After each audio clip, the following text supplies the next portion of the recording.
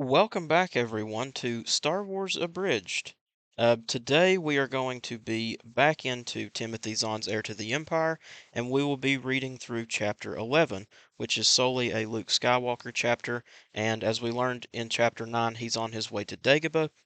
This chapter goes through what happens when he gets to Dagobah. It's rather short, but still pretty eventful. If you're new here, or if you've not, go ahead and hit the subscribe button, leave a like, and if there's any Star Wars book that you would want to hear told in an abridged version, go ahead and put that in the comments. But let's go ahead and get into Chapter 11 and catch up with Luke. So, as I said, Chapter 11 is told from the point of view of Luke Skywalker. The chapter starts out with Luke and R2-D2 coming into Dagobah's atmosphere. Luke thinks about how his navigation computers are fully functional and notes that they weren't during his first trip to the planet in The Empire Strikes Back, and he theorizes that it was probably Yoda's doing so that he could land exactly where the old Jedi Grandmaster wanted him to. As Luke is almost to the ground, he tells R2 to find a good landing zone, and the droid obeys. When the X-Wing lands, a rush of memories come back to Luke, and he thinks of all sorts of different encounters he had on the planet with Yoda. The first time they met, when he was running through the forest with Yoda on his back, lifting the rocks, just different things. Luke realizes that he landed right beside the cave that he went into in The Empire Strikes Back, the same cave where he saw the vision of himself fighting Darth Vader. He thinks this is some sort of strange coincidence, but from our point of view, the readers, maybe it is, maybe it isn't. Looking at the cave gives Luke the shivers, and then he and R2 begin making their way toward Yoda's old hut. Luke says that when they get there, they will be in search of some old books or maybe some tape recordings that Yoda may have left behind in regards to Jedi training. So they get to the hut and they see that it is almost completely overgrown by Dagobah's vegetation. Luke is pretty bummed out, but he says that they might as well still have a look around inside. When they're in there, they find literally nothing, but R2 uses his scanner to try to pick up any electronic devices, and he ends up locking onto something. But it's not in the hut, it's back the way they came. After walking for a few moments and reaching the X-Wing, Luke realizes that R2 is picking up something that is coming from inside the cave. He questions the droid, but R2 reassures him that there is definitely something inside.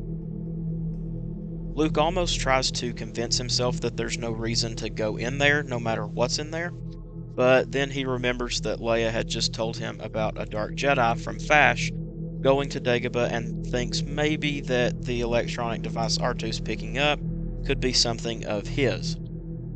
And just as a side note, the rest of this chapter really shows who Luke is at this point in his journey as a Jedi. He's really afraid of going back into the cave after what happened the first time, and the dark side presence within the cave just makes him very uncomfortable and honestly fearful. And as we know, Jedi are taught to not have any fear, which leads us to one of my favorite lines in this entire book, and Timothy Zahn really did a wonderful job with it, in my opinion. And I'm going to actually quote this line. Here's the quote, and it comes from kind of Luke's internal dialogue. So the quote is, "Fear and anger," Yoda had often warned him, "were the slaves of the dark side." Vaguely, Luke wondered which side curiosity served. End quote. I love that line and how it really puts into perspective where Luke is at in his walk as a Jedi. He's not perfect and all-powerful, he still has fear, but most of all, curiosity is really at the forefront for him in multiple ways right now. The Jedi, the dark side, being a teacher, forming the New Republic, rebuilding the Jedi Order. It's just a fantastic line that ties Luke together in a strong knot, in my opinion. But back to the story. So Luke does end up entering the cave, and he truly is just afraid of what awaits him. When he gets to the place he had his vision of Vader in Empire Strikes Back, he is relieved to find nothing there. This kind of makes him feel a little bit better, some of that fear starts to go away, but a few steps deeper into the cave, he is met with yet another vision. This time he is back on Jabba the Hutt's skiff above the Sarlacc pit, just like in Return of the Jedi, and he is about to be pushed in off of the plank. He turns and sees R2 on Jabba's sail barge, awaiting Luke's command to rocket his lightsaber into the air so Luke can save the day. Just as in the movie, Luke grabs the plank, flips up, raising his hand to catch the lightsaber. However, this time he looks up and it is not coming toward him, it's flying back toward the sail barge. All of a sudden, Luke sees the lightsaber fly into the hands of a skinny woman standing on top of the sail barge. He can't see any details or features about her, just her silhouette, but her presence alone sends even more fear through Luke's body, like this is really affecting him. As Jabba's guards continue to push Luke closer and closer to the skiff's edge, Luke hears the woman's sinister laughter and completely snaps out of the dreamlike trance he is in inside of the cave. So Luke is very shaken up after this. He's covered in sweat. The fear is completely back, and he ends up calling to R2 to tell him that he's okay. And Luke does end up pushing onward and finds the electronic device that R2 was pinging. Luke describes the object as a flattened cylinder with 5 triangular rusty keys on one side and alien script engraved into the other side. Luke is a little disappointed that this is all he found, but he ends up making his way out of the cave and asks R2 if he knows what it is. R2 can't really give an answer at first, but then he does get excited about something.